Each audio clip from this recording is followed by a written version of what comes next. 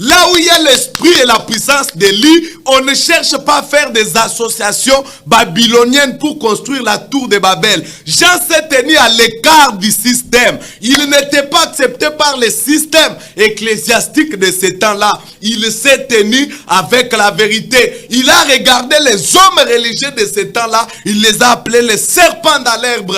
La colère de Dieu va venir sur vous. Déjà, la cognée est mise à la racine.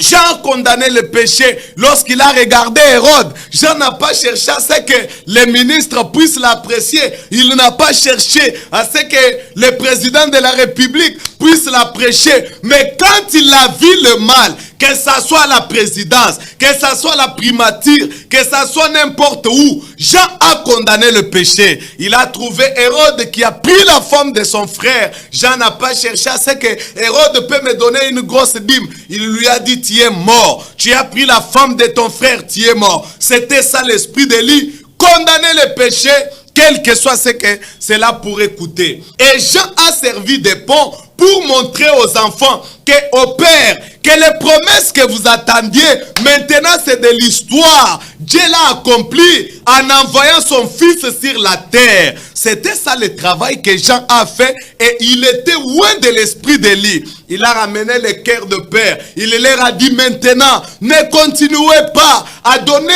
les offrandes, les boucs et tout consort. Voici l'agneau de Dieu qui ôte le péché du monde. Maintenant, ce n'est pas les boucs. Les sangs des boucs et des taureaux ne peuvent plus ôter le péché. Le sacrifice parfait que Dieu a trouvé, c'est celui-ci. Voilà le travail que Jean a fait pour le faire. Il devrait être loin et il a été loin de l'esprit de lui.